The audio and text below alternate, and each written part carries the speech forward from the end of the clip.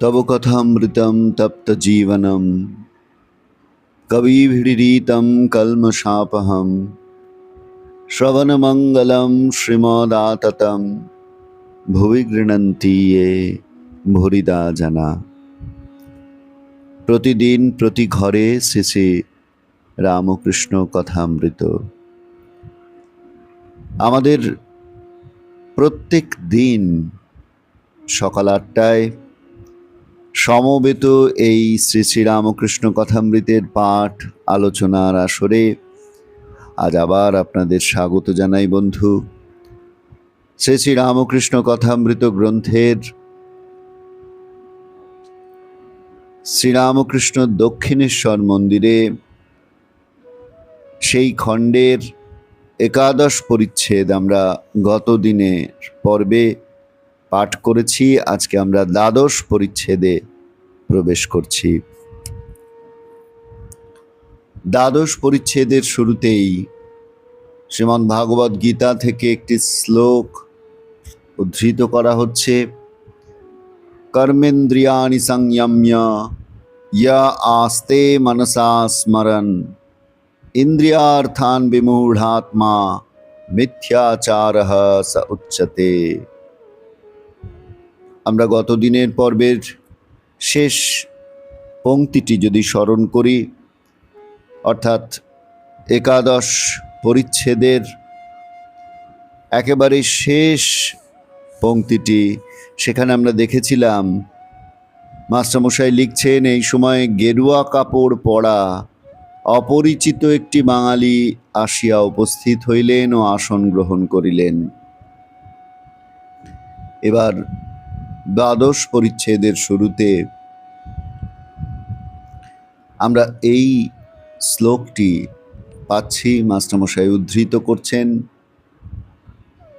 গীতার খুব পরিচিত শ্লোক, যার অর্থ, যে ভ্রান্তবতী হস্তপদাদি কর্মেন্দ্রিয় সকল সংযত করে থাকে, অথচ মনে মনে ইন্দ্রিয়ের বিষয় সকল স্মরণ করে, সে মিথ্যাচারী। অর্থাৎ যে কর্মেন্দ্রিয়গুলোকে বিষয়ভোগ হতে সংযত রেখে মনে মনে বিষয় সংভোগ করে, সে কিন্তু কপটচারী। গীতায় ভগবান একথা বলছেন। এই শ্লোকটি উদ্ধৃত করে আজকের পাঠ শুরু হচ্ছে। গেরুয়া বসন ও সন্ন্যাসী অভিনয়েও মিথ্যা ভালো নয়। পরমহংসদেবের সমাধি ক্রমে ভঙ্গ হইতে লাগিল। ভাবস্থ হইয়াই কথা কহিতেছেন, আপনা আপনি বলিতেছেন শ্রীরামকৃষ্ণ গেরুয়া দৃষ্টে। অর্থাৎ গেরুয়া পরিহিত ওই ব্যক্তিটিকে দেখে শ্রীরামকৃষ্ণ বলছেন, আবার গেরুয়া কেন, একটা কি পরলেই হলো? একজন বলেছিল, চণ্ডী ছেড়ে হলুম ঢাকি। আগে চণ্ডীর গান গাইতো, এখন ঢাক বাজায়। সকলের হাস্য। বৈরাগ্য ৩-৪ প্রকার। সংসারের জ্বালায় জ্বলে গেরুয়া বসন পড়েছে, সে বৈরাগ্য বেশি দিন থাকে না। হয়তো কর্ম নাই, গেরুয়া পরে কাশি চলে গেল। ৩-৪ মাস পরে ঘরে পত্র এলো, আমার একটি কর্ম হইয়াছে, কিছুদিন পরে বাড়ি যাইব, তোমরা ভাবিও না।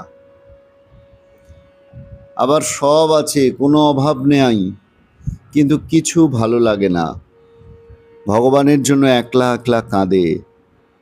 সে বৈরাগ্য যথার্থ বৈরাগ্য। মিথ্যা কিছুই ভালো নয়, মিথ্যা ভেক ভালো নয়। ভেকের মতো যদি মনটা না হয়, ক্রমে সর্বনাশ হয়। মিথ্যা বলতে বা করতে ক্রমে ভয় ভেঙে যায়, তার চেয়ে সাদা কাপড় ভালো। মনে আসক্তি, মাঝে মাঝে পতন হচ্ছে, আর বাহিরে গেরুয়া, বড় ভয়ঙ্কর।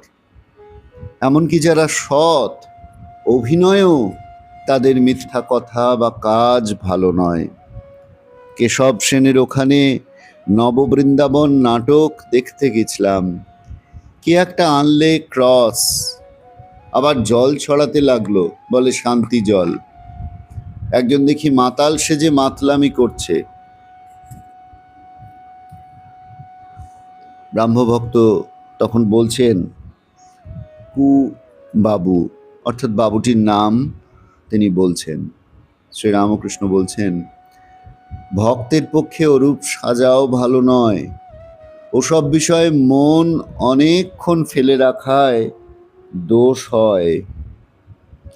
মন ধোপা ঘরের কাপড়, যে রঙে ছোপাবে সেই রং হয়ে যায়। মিথ্যাতে অনেকক্ষণ ফেলে রাখলে মিথ্যার রং ধরে যাবে। আর একদিন নিমাই সন্ন্যাস কেশবের বাড়িতে দেখতে গেছিলাম। যাত্রাটি কেশবের কতগুলো খোসামুদের শিষ্য জুটে খারাপ করেছিল। একজন কেশবকে বললে, কলির চৈতন্য হচ্ছেন আপনি। কেশব আমার দিকে চেয়ে হাসতে হাসতে বললে, তাহলে ইনি কি হলেন? আমি বললুম, আমি তোমাদের দাসের দাস, রেণুর রেণু। কেশবের লোকমান্য হবার ইচ্ছা ছিল।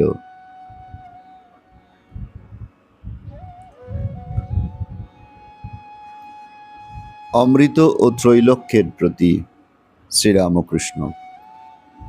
নরেন্দ্র, রাখাল টাখাল, এইসব ছোকরা, এরা নিত্য সিদ্ধ, এরা জন্মে ঈশ্বরের ভক্ত। অনেকের সাধ্য সাধনা করে একটু ভক্তি হয়, এদের কিন্তু আজন্ম ঈশ্বরে ভালোবাসা, যেন পাতাল ফোঁড়া শিব, বসানো শিব নয়। নিত্য সিদ্ধ একটি থাক আলাদা। সব পাখির ঠোঁট বাঁকা নয়। এরা কখনো সংসারে আসক্ত হয় না, যেমন প্রহ্লাদ। সাধারণ লোক সাধন করে, ঈশ্বরে ভক্তিও করে, আবার সংসারেও আসক্ত হয়, কামিনী কাঞ্চনে মুগ্ধ হয়। মাছি যেমন ফুলে বসে, সন্দেশে বসে, আবার বিষ্ঠাতেও বসে। নিত্য সিদ্ধ যেমন মৌমাছি, কেবল ফুলের ওপর বসে মধু পান করে। নিত্য সিদ্ধ হরিরস পান করে, বিষয় রসের দিকে যায় না। সাধ্য সাধনা করে যে ভক্তি, এদের সে ভক্তি নয়। এত জপ, এত ধ্যান করতে হবে, এইরূপ পূজা করতে হবে, এসব বিধিবাদীয় ভক্তি। যেমন ধান হলে মাঠ পার হতে গেলে আল দিয়ে ঘুরে ঘুরে যেতে হবে, আবার যেমন সম্মুখের গায়ে যাবে কিন্তু বাঁকা নদী দিয়ে ঘুরে ঘুরে যেতে হবে। রাগ ভক্তি, প্রেমা ভক্তি, ঈশ্বরে আত্মীয়ের ন্যায় ভালোবাসা এলে আর কোনো বিধি নিয়ম থাকে না। তখন ধান কাটা মাঠ যেমন পার হওয়া, আল দিয়ে যেতে হয় না, সোজা একদিক দিয়ে গেলেই হলো। বন্যে এলে আর বাঁকা নদী দিয়ে ঘুরে ঘুরে যেতে হয় না, তখন মাঠের উপর এক বাঁশ জল, সোজা নৌকা চালিয়ে দিলেই হলো। এই রাগ ভক্তি, অনুরাগ, ভালোবাসা না এলে ঈশ্বর লাভ হয় না। অমৃত তখন জিজ্ঞাসা করছেন, মহাশয়, আপনার এই সমাধি অবস্থায় কি বোধ হয়? শ্রীরামকৃষ্ণ বলছেন, শুনেছ, কুমুরে পোকা চিন্তা করে আরশোলা কুমুরে পোকা হয়ে যায়। কিরকম যেমন জানো, যেমন হাঁড়ির মাছ গঙ্গায় ছেড়ে দিলে হয়। অমৃত বলছেন, একটুও কি অহং থাকে না? শ্রীরামকৃষ্ণ বলছেন, হ্যাঁ, আমার প্রায় একটু অহং থাকে। সোনার একটু কণা সোনার চাপে যত ঘষনা কেন, তবু একটু কণা থেকে যায়। আর যেমন বড় আগুন আর তার একটি ফিনকি, বাহ্য জ্ঞান চলে যায়, কিন্তু প্রায় তিনি একটু অহং রেখে দেন বিলাসের জন্য। আমি তুমি থাকলে তবে আস্বাদন হয়। কখনো কখনো সে আমিটুকুও তিনি পুছে ফেলেন। এর নাম জড় সমাধি, নির্বিকল্প সমাধি। তখন কি অবস্থা হয় মুখে বলা যায় না। নুনের পুতুল সমুদ্র মাপতে গেছিল, একটু নেমেই গলে গেল। তদাকার কারিত। তখন কে আর উপরে এসে সংবাদ দেবে সমুদ্র কত গভীর?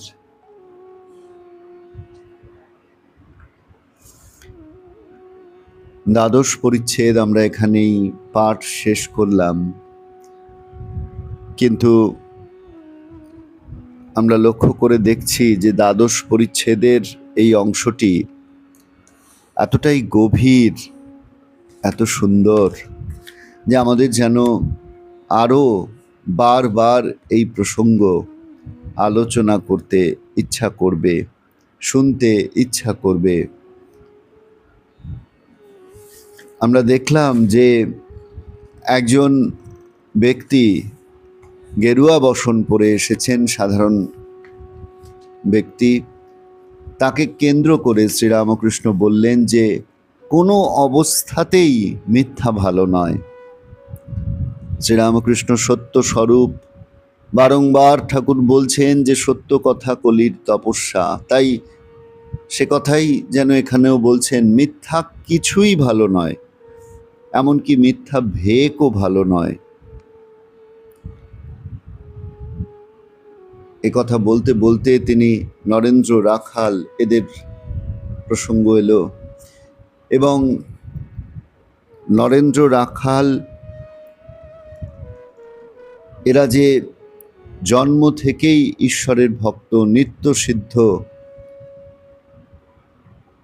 সে কথা শ্রীরামকৃষ্ণ বললেন। যেন পাতাল ফোঁড়া শিব, বসানো শিব নয়। নিত্য সিদ্ধ যে একটি আলাদা থাক, সেইটির কথা শ্রীরামকৃষ্ণ বলছেন। সাধারণ লোক, বদ্ধজীব ঈশ্বরে ভক্তি করে, আবার সংসারে আবদ্ধ হয়, কামিনী কাঞ্চনে মুগ্ধ হয়। যেমন সাধারণ মাছি ফুলে বসে, সন্দেশে বসে, আবার বিষ্ঠাতেও বসে।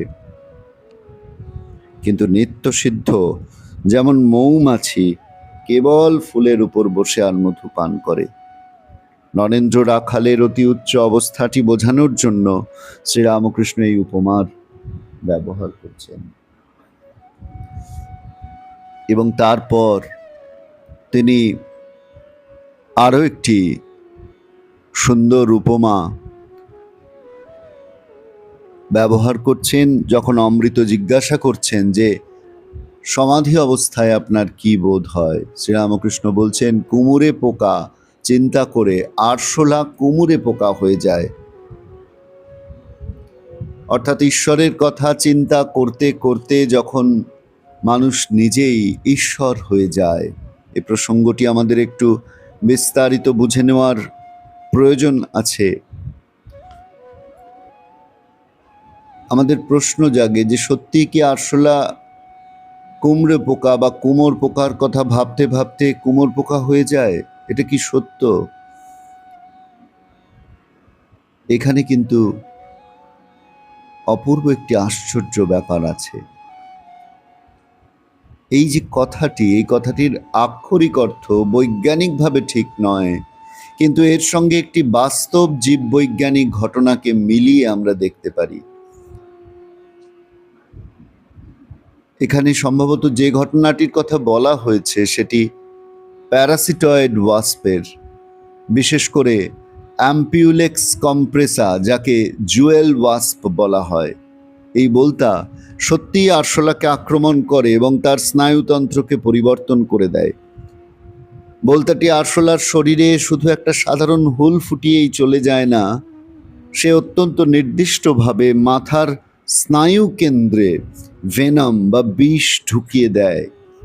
এর ফলে আরশোলা মারা যায় না, পক্ষাঘাতগ্রস্তও পুরোপুরি হয় না, কিন্তু তার নিজের থেকে হাঁটা বা পালানোর প্রবণতা ভয়াবহভাবে কমে যায়। তারপর বলতাটি আরশোলাকে অনেকটা কুকুরকে দড়ি দিয়ে নিয়ে যাওয়ার মতো টেনে নিজের গর্তে নিয়ে যায়, সেখানে ডিম পাড়ে। পরে বলতার লার্ভা জীবন্ত আরশোলাটিকে খাদ্য হিসেবে ব্যবহার করে। আরও অবিশ্বাস্য বিষয় কি জানেন বন্ধু? গবেষণায় দেখা গেছে এই ভেনম শুধু আচরণই বদলায় না, আরশোলার মেটাবলিজমও ধীর করে দেয়, যাতে বলতার লার্ভার জন্য খাদ্য হিসেবে আরশোলাটি বেশ কিছুদিন জীবিত থাকে। কিন্তু আরশোলা কি সত্যিই কুমোর পোকা হয়ে যায়? না, আক্ষরিক অর্থে আরশোলা কখনো কুমোর পোকা বা বলতায় রূপান্তরিত হয় না, কিন্তু আরশোলা থাকলেও তার আচরণ এমনভাবে বদলায় যে বলতার নিয়ন্ত্রণাধীন বা কুমোর পোকার নিয়ন্ত্রণাধীন বলে তাকে বোধ হয়। তাহলে ঠাকুরের কথার অর্থ আমরা কিভাবে বুঝব? কথামৃতের উপমাটি এখানেই অসাধারণ। ঠাকুরের বক্তব্যকে যদি আমরা বুঝতে চাই, তাহলে বলতে হবে মন যে জিনিসের উপর গভীরভাবে স্থির থাকে, মানুষের জীবন ও আচরণ ক্রমে সেই দিকেই গঠিত হতে থাকে। এইভাবে শ্রীরামকৃষ্ণের প্রত্যেকটি উপমা আমাদের জীবনকে কেন্দ্র করে, আমাদের বেঁচে থাকা, আমাদের বেড়ে ওঠা, আমাদের জীবন শৈলীকে কেন্দ্র করে। সেই উপমার গভীরে যদি আমরা প্রবেশ করি, তাহলে তার মধ্যে কেবল সত্য সত্য সত্যই আমরা খুঁজে পাব, কারণ শ্রীরামকৃষ্ণ সত্য স্বরূপ। আসুন বন্ধু, আজকের পাঠের শেষে আমরা সেই সত্য স্বরূপ শ্রীরামকৃষ্ণের ধ্যানকেই আমাদের উপজীব্য করি। আপনারা সকলে ভালো থাকবেন, আমার শ্রদ্ধা নমস্কার জানবেন, আর কমেন্টে আপনারা কিন্তু অবশ্যই আপনাদের নিজের মনের কথাটি লিখে যাবেন। আমাদের এই সমবেত পাঠ আপনাদের কেমন লাগছে জানাতে ভুলবেন না বন্ধু। প্রাণানাম বাংলা চ্যানেলে প্রতিদিন প্রতি ঘরে শ্রী শ্রী রামকৃষ্ণ কথামৃতের আজকের পর্ব এখানেই শেষ করছি।